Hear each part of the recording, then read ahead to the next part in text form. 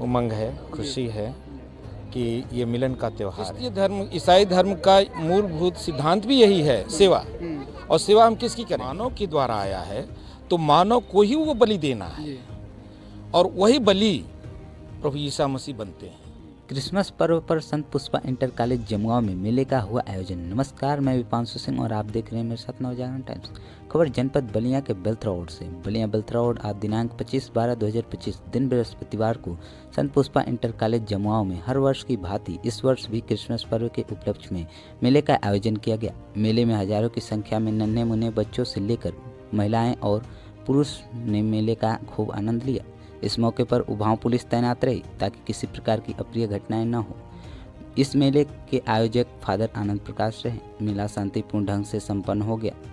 इस मौके पर फादर प्रकाश दास सहित विद्यालय परिवार के सभी कर्मचारीगण मौजूद रहे। मैं फादर आनंद प्रकाश, जमुआ मिशन के प्रभारी इंचार्ज, पल्ली पुरोहित। संत पुष्पा कॉलेज में जो आज मेले के रूप में एक भीड़ जुटी हुई है, किस तरह? भीड़ बहुत नियंत्रित दिखती है और अच्छी भी है जी।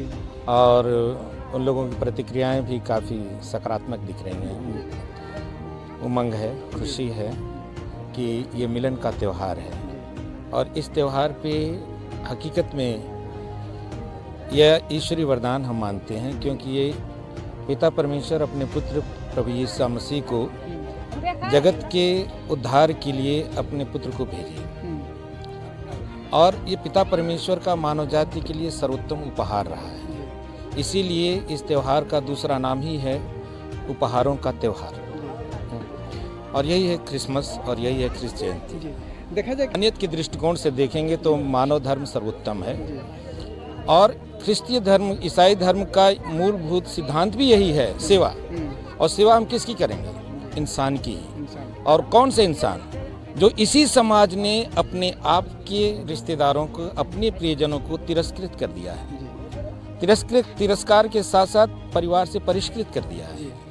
और ऐसे लोगों का, जिसके खुद के लोग नहीं उसकी सेवा में हैं, तो ईसाई धर्म के लोग वहाँ सामने आते हैं। और क्योंकि हमारा ये उद्देश्य है और यही शिक्षा भी, जैसे मदर तेरेसा कहती हैं कि मैं हर एक इंसान में प्रभु यीशु मसीह का चेहरा देखती हूँ, तो चूंकि वो उस चीज़ को मुखर करके अनुभव की, एहसास की और लोगों के सामने रखी, और उस चीज़ को हम लोग भी अपना अनुभव करने का प्रयास कर रहे हैं। हम उसकी अभी परिपूर्णता की ओर अग्रसर हैं। हम अपने आप में परिपूर्ण नहीं हैं, लेकिन हमारा प्रयास है कि किसी दिन उस पूर्णता को हम भी पहुंचेंगे, इंसानियत को लेकर के, जहां पर यह इंसान ईश्वर के साक्षात्कार कर सके और यह हमारा शोषण बन जाए। लेकिन ऐसा नहीं था। ईश्वर का काम किसी मनुष्य को परेशान करना नहीं, किसी का हक छीनना नहीं था। वो तो हक देने आए, और कहाँ का हक? स्वर्ग का। तो हक देने आए, तो जो हक देने आया वो किसका क्या छीनेगा? जो खुद ही स्वयं ईश्वर है वो क्या छीनेगा किसी का? तो चूंकि इन लोगों ने सोचा कि इनको हम इस हद तक शर्मिंदा करके मारें, इस हद तक उनको मतलब कि कुचल दें कि फिर ये कभी उठ ही नहीं पाए। लेकिन मैंने बोला कि इससे कभी परास्त हुआ नहीं। और जब वो लोगों ने अपनी क्षमता में उन्हें मार कर टांग दिया और सवाल किया कि तुम ईश्वर के पुत्र हो तो वहां से उतर आओ जी। ईश्वर उतर जाते तो क्या होता? तब तो डर के करते ना। लेकिन नहीं, ईश्वर किसी को डराना भी नहीं चाहता था। तो वो पूरी उनकी यातना को सहते गए, यहाँ तक कि क्रूस के मरण तक और प्राण देने तक, है ना।